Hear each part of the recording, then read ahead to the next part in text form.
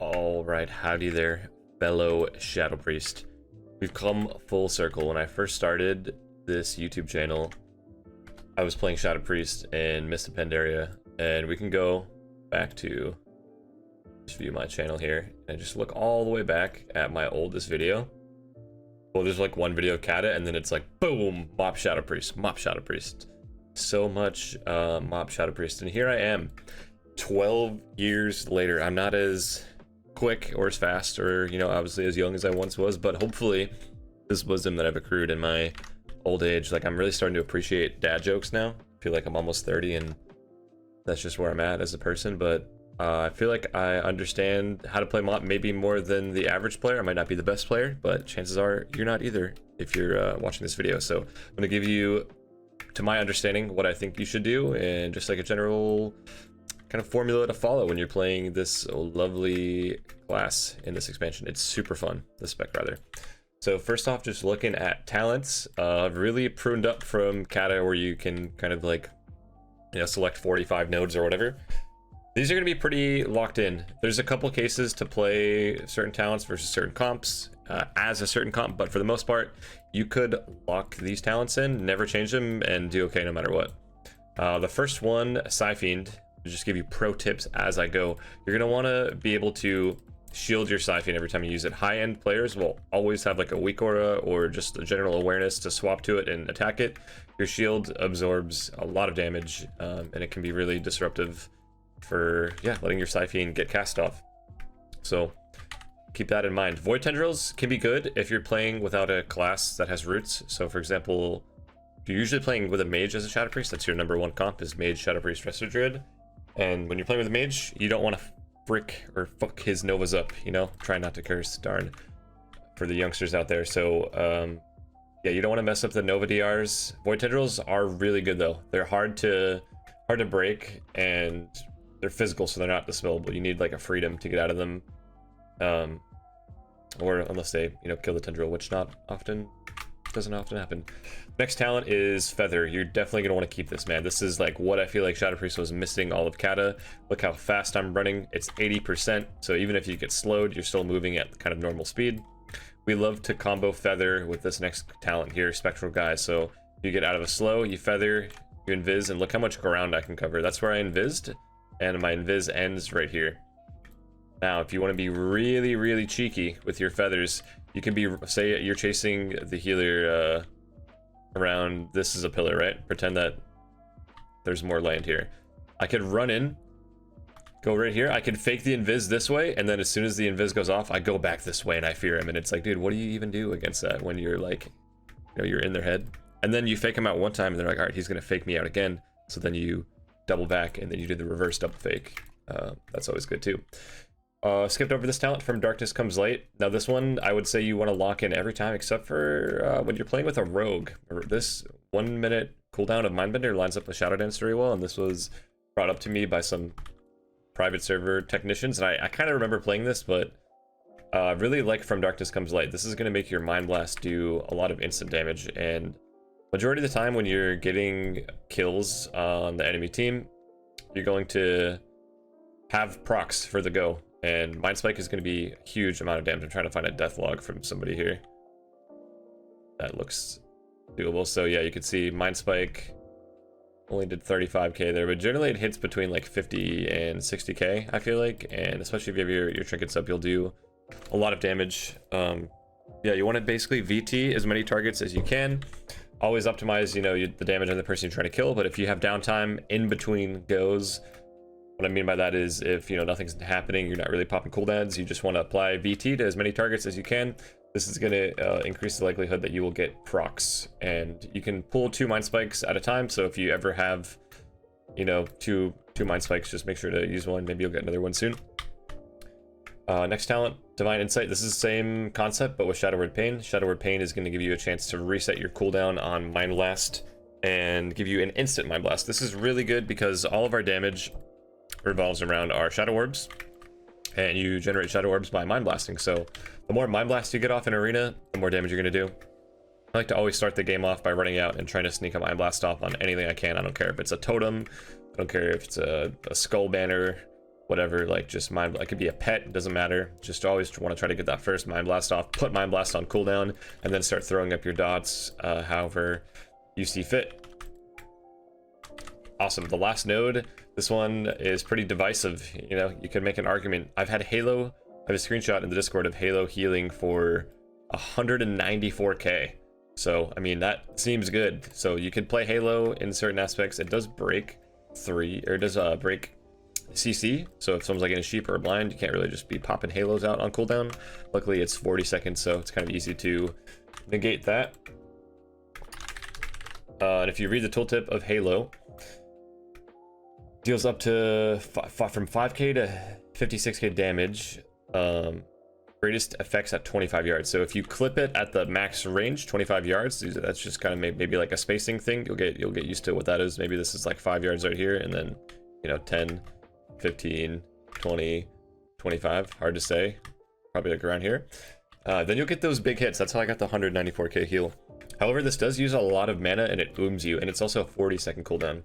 The nice thing about playing Divine Star is even if you get kicked on Shadow, you can toss Divine Star out, and you know, it doesn't do a ton of damage, but it does heal you, and it's just something you can press off cooldown. Which is the heal for? Yeah, heal, if you know, like 20k heal, pretty good. Just something you can press off cooldown, even when you're behind the pillar. You can press it. It's not too super mana efficient. Nice to have an ability to press when you're kicked other than purge. So that kind of covers the talents and how we're going to use them for the most part. Yeah, let me know if you have any questions on that.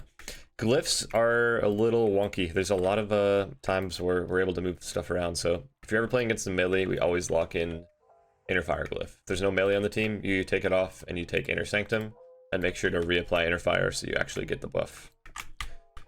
Now, Prayer Mending, this is a really good off healing talent. If you're not the target, this one is gonna, you know, increase the first heal of your palm. Definitely good. We do a lot of off healing in this expansion. It's one of the reasons why Spriest is so fun. You can stay in shadow form, press palm, renew, shield, grip, all that stuff. If you are getting trained and there's a melee and a caster on the other team, you can use both these talents. Or you can, if you think that the spell damage isn't super important, you can take Dispersion for a shorter Disperse Glyph. A lot of our talents have defensive value. Notice I'm not changing this fade one. I kind of keep the fade one at all times. I guess if you're not the target, you could potentially do like Mind Blast Glyph or something. This Mind Flay one looks terrible because we always have Feather up, so don't worry about that. Mind Spike, I mean, it's not super useful as well because you're going to get a lot of Mind Blast procs, and I feel like if you get I don't know, this one doesn't make a lot of sense to me. But maybe it's good, I haven't tried it too much, it feels useless. Psychic Horror, we're not going to do this too much, we're going to prioritize Devouring Plague with our Shadow Orb, so don't worry about that. One underrated talent that I definitely tried out the other day against DKs, using Scourge and Imprisonment is pretty awesome. It makes your Shackle Undead cast like giga fast, so you could instantly Shackle Guard, Shackle the Pet. It's good for baiting kicks as well, people kind of panic and kick it. Vampiric Embrace, this is more of a 2s talent. If you don't have a healer on your team and you're facing healer DPS, you get 3 orbs, you get some procs, you put out a VE, and you pump a bunch of damage, and it'll heal a lot. You just have to make sure you don't get CC'd when you press it. Shadow Word Death, this is one, I think, I don't remember playing this too much in OG MOP, but it's actually really good. So the one disadvantage of this is when anyone's below 20% and you Shadow Word Death, it'll give you Shadow Orbs if you're not playing the Glyph. But if you're playing the Glyph, you no longer get the orbs, and that's kind of a bummer for trying to land those kills, right? When your enemy is really low and you've used all of your damage, you have nothing left, and you orb, and you already have a proc, you could go for a 2 orb DP, and that could finish them off. But with the Death Glyph, you won't be able to do that. So, but the one advantage of this is you're able to break CC. So say you're playing against like MLD or God Comp, or maybe even like a Hunter team, and you want to be able to outplay Death on Scatter, Death on Sheep, Death on any CC that is deathable, essentially, and it's kind of fun. I like it. It's pretty fun. I've used it a couple times, but for the most part, I'm kind of locking in these defensive talents, whether it's Palm, Inner Fire, Fade, or the Disperse Glyph. One thing I didn't mention is if you're getting trained by warriors, this talent feels really good. Reflective Shield, I've had it be like my second damage, getting Turbo Cleave down. If I was playing against like Mistweaver Turbo, I would probably run these exact talents because yeah, that's just so much value from that. Okay, cool. Let's pause for a second and get into gear after. So getting into gear, the first thing I'll say is just the stat priority. Haste, like you want more haste than anything, right? So in order to do that, we're gonna take the Mooncloth gloves. They have spirit, which will give you hit. You'll get haste as well. Then you can enchant haste on your gloves too. Then everything is just gonna be gemmed straight haste. You can go int and haste in your reds, and then I swear you just do 320 haste in everything else. You want 6% hit rating, so doing this by getting the hit ring and the spirit ring. I have the hit belt, which has haste as well, and I have hit. Oh, I don't even have the hit bracers. So yeah, I guess you could either go hit bracer, get a different ring, but I think the bracers have haste built into them, so really like maximizing haste. After that, honestly, was thinking it's mastery and then crit, but the more I think about it right now, your damage is almost never looks like your dots or your top damage, right? And mastery is basically going to duplicate your dots. So I think that's bad. I think I would rather have more crit right now. So I would go try to get some crit haste pieces, because when you crit, you do big damn. You do big damn, you win the game. That's just as simple as that. So we got haste. Like I could even reforge this cloak right from mastery to crit. I think that would be good. I might go do that right now. This is not an exact science, but undoubtedly haste is your best stat. I wouldn't really worry about getting like your PvP power bonuses. I mean, I don't really think that does anything. Maybe you'll get like 1 or 2% more PvP. I personally would rather have the haste. Oh, there's a crit haste cloak, I'm being told. Okay, see, that's why I stream. That's why the chat's here. I'm gonna go buy that cape real quick, and we're gonna plug that in. As far as enchants go, you just want to maximize all of those stats according to what's available from the enchant. So we're going to do intellect enchant proc on the weapon, intellect on the offhand, intellect on the bracers. I guess I was talking about secondary stats. I would say like haste, intellect, and then all the other stuff from there. So yeah, a lot of enchants. Boots, you're gonna want the mastery and minor speed, because that'll help you, get more CC. You want to be moving as fast as possible at all times. So let's go get that cloak as well. And I'm playing on the beta, by the way, for anyone who is curious. Did I go past the cloak already? Yeah, I did. There we go. We'll make sure you get the cloak enchant.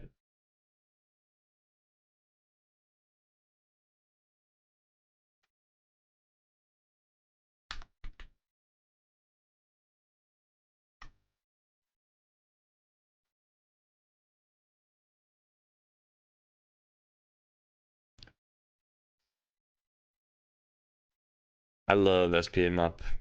Alright, so that covers gear, I think. I mean, I didn't go over every single item that I have, but yeah, you're gonna want to maximize those talents, or those specs rather. Professions, I think you're gonna want to be tailoring and herbalism. I haven't been using professions on the beta at all, and it feels completely fine without it, so I wouldn't really freak out if you're like, oh my god, I don't want to, I already leveled jewel crafting in Kata. Like, it's fine, just play whatever you have. I don't think it's gonna be make or break. The benefits though of herbalism is this lifeblood proc is awesome. Like, you're gonna want this in your Swifty one-shot macro, so I'll probably just macro it to my badge. And I'll have a tooltip for it somewhere else so that I could see.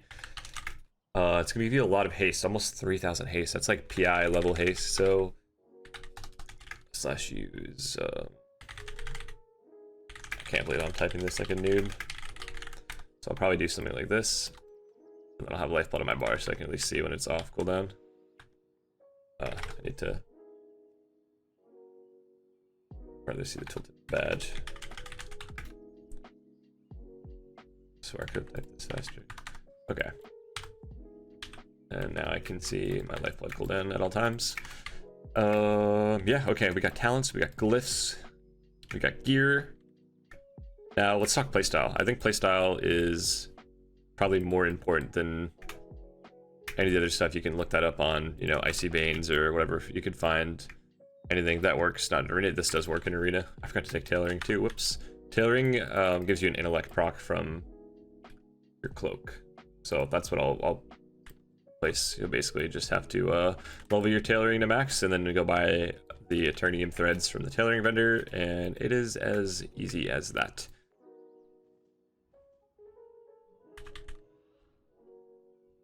It's the same thing it's been for a while here. 2000 intellect on the cloak. It's basically like another badge, you know.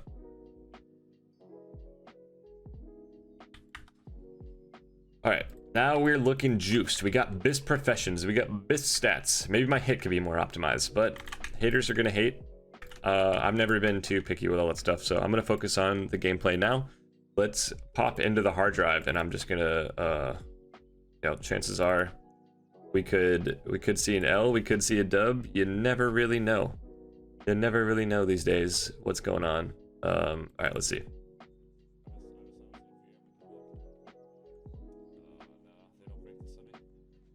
I want to get a game where we actually can record the opener, so you can see what my mentality is, right? So as soon as the game starts, my first priority is going to be to get a Mind Blast off. I literally dismount, max range, warrior charges away, and I get the Mind Blast off. Boom, one Shadow Orb, awesome. I'll feather to advance my positioning just a little bit. I dot the warrior, so dots on our main kill target right now. I made sure I had Fear Ward on my Druid. And now would be a good time for me to start spreading dots around to the other team, or the other players, so I Shadow Word Pain the Lock, try to get some extra procs. Could have VT'd him as well. I tried to Mind Blast off cooldown here, but unfortunately not able to get that off with the charge. Always taking Reflect off with Mind Flay because it's the lowest hitting damage point. What's up, Greg? It is live. We will God Comp tonight. God Comp is super fun. So Reflect, canceled by Mind Flay. He misses kick as well. I don't even know why I'm not just sitting here casting because they have no kicks, but I'll disarm the warrior to prevent him from using any defensive cooldowns. The one bad thing I would say is that I didn't get to 3 orbs to do damage during the Steep Freeze. If I did, I mean, look how low he is, right? A Devouring Plague can easily crit for 80k when you have all of your procs up, and then, adding in the damage over time effects as well after. If you're ever in a situation where they have 3 interrupts, they have Pummel, Wind Shear, Spell Lock, don't even bother fake casting, just put up a Shadow Word Pain and then try to get your dots up from there. Psyfiend with the shield, we talked about that earlier. Warrior's Clone, so I'm able to cast dots on the Warlock and his pet. You can see that is going to fuel me with some Mind Spike procs. I'm looking at totems to kill, but we don't kill fire totems. We kill the Healing Stream and Healing Tide only. So just getting orbs off of whatever I can in my line. If you're ever getting attacked, what you'll want to do is, let me get my little pen tool out here. If you're getting attacked as a Shadow Priest, you're going to want to take the DPS that's trading you and bring him away from the pillar, right? So if I'm getting attacked over here, I want to take the warrior to the opposite side so that my mage is able to CC the enemy shaman. And now this is going to enable me to free cast as well, because obviously I'm out of range of interrupts. We have Fear on a 27-second cooldown, so it's really important that you're able to line this up with your teammate's CC. In this case, shamans are going to have Tremor Totem once every minute, and then they can reset their Tremor Totem as well with some kind of totemic reset ability. I don't know what that's called, but I know that he has Tremor Totem, so I'm just going to Fear the Lock to prevent us from getting feared on this go. Cast Mind Blast, cast the Mind Spike proc, get the Reflect off with Mind Flay, trinket this, use my thing, and I get 3 orbs here. No, I don't. I use it on the disarm. I don't know, man. I think I've done too many disarms this game. Honestly, a little bit of a misplay. I get kicked on VT. Kind of sad, kind of sad.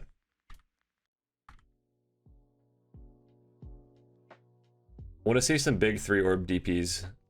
Hopefully we don't lose this game, man. I really hope we don't lose this game.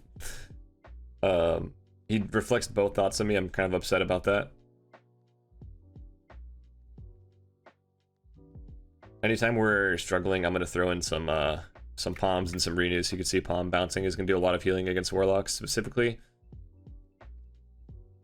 I have 3 orbs. I'm communicating here. I'm like, yo, we can blast this war. We can blast this war. I see my procs too. I have every single instant target. It doesn't even matter if I have VT on him, right?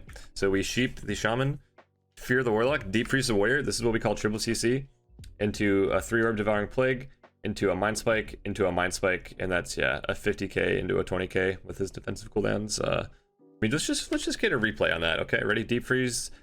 That's a 4-second deep freeze, and he dies like 100-0 right there. This is what the capability of Shadow Priest is right now. Like, you kind of set on your damage. I mean, I might not be, you know, number one on the leaderboards like a Warlock, but a Warlock cannot do this much damage in this short amount of time, which is why I really enjoy SP in this expansion. It's very, very setup based.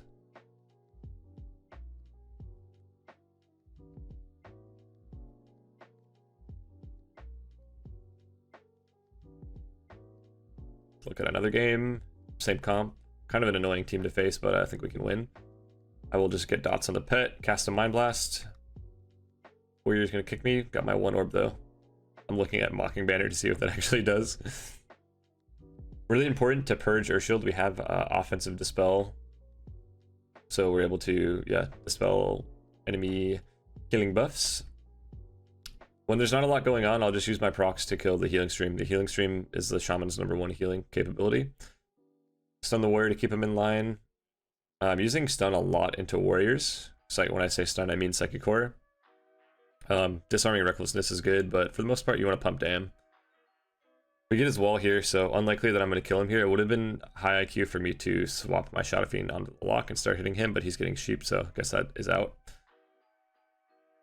Warrior is getting blasted.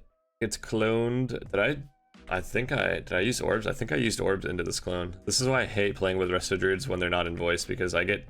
Oh, I 2 orb DP'd him. Okay, I see. 2 orb DP.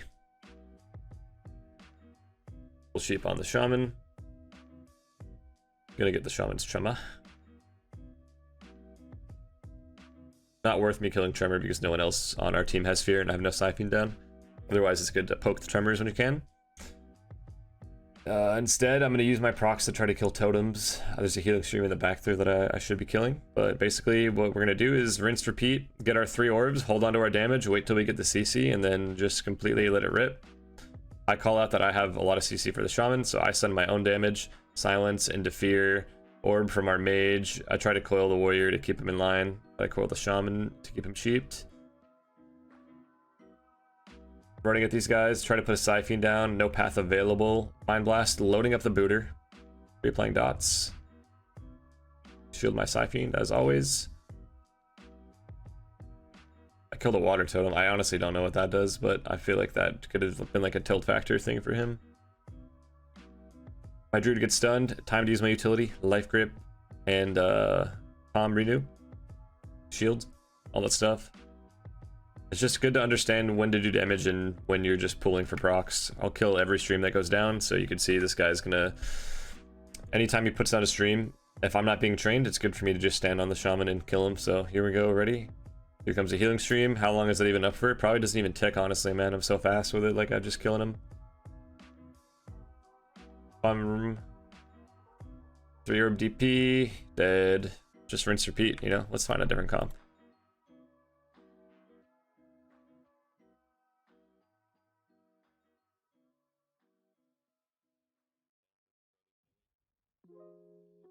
Okay, here we go. This is sketchy because I'm getting trained, right? I just need to bring them into a bad spot. Like if they want to kill me, they're gonna have to chase me back here. Try to make this hunter push in, make the shaman sit mid-map, you know, he's got to cross. So this is good. Bunch of sheeps on the shaman. Using my unused trinket combined with my procs here. Trying to eat a trap. Killing using procs to kill shams, tied. I have 3 orbs. I think we just want to kill the shaman though. We bait the Ross onto the DK and then deep freeze into a silence, DP, Mind Spike proc, Shadow Fiend, and then I still have 2 Shadow Word deaths for this guy. Like that's just overkill. I mean, this is why God Comp is fun, right? Because you could start the go at 100% and then you could pool all your damage and then just send it, right? Big damn. Obviously mages hit really hard too, but I'm doing good damage during this, I promise. Good.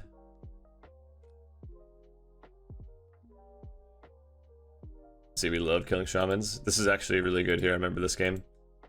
So we're gonna deep, always communicating who's gonna do what after. Silence. I'm gonna kill the stream on my way in. Little 180 healing stream kill. I'm also communicating here that I have Coil, and I'm gonna fear his next cast, so we don't even need to have our mage kick. I'm like, just let me fear this. Feared him. Boom. Someone asked what's the best 2s comp for Spriest. I actually don't know. I didn't play a ton of 2s in MOP, but now that there's titles, maybe I'll try some. This is a very hard team. Enhanced Shaman, Warrior, Monk is really hard for us. It's hard for us to land good CC.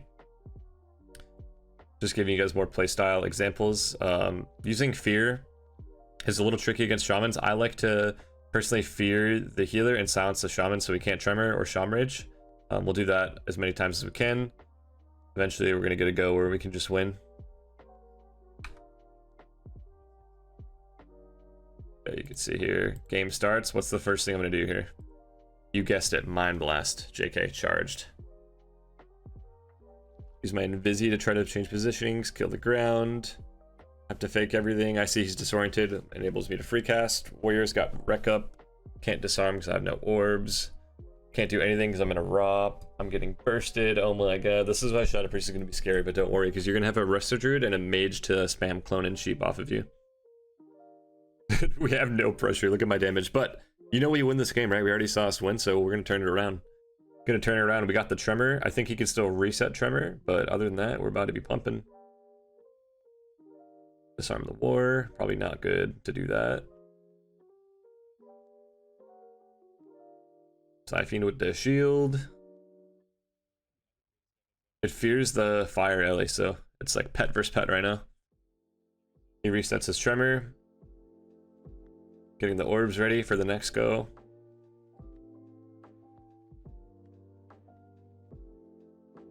SP is definitely fun in MOP. Way better than Wrath and TBC SP. I didn't play either of those, but I would say it's a lot more fun, yeah.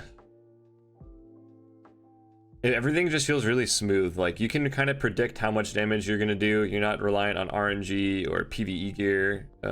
Yeah, you're able to do really good bursts, and you have really good utility. And like, that's at the end of the day, that's what Shadow Priest is. It's a hybrid class. Like, you have potential to kill someone by yourself, and you have potential to stop the enemy team from killing you. And if you can kind of balance those two opposing forces, you'll be very good, and people will want to play with you.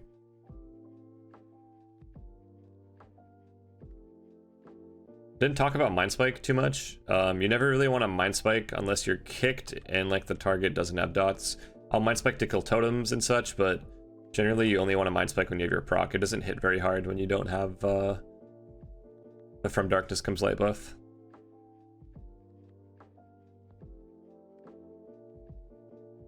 Cool, that's some good gameplay advice. I mean, I'm definitely gonna make more guides, but I feel like why not have some of that in this video? It's a longer video anyway. Hope you guys enjoyed watching. And if you have any questions or feedback, please let me know. That's like a little mini comprehensive guide. MOP pipe.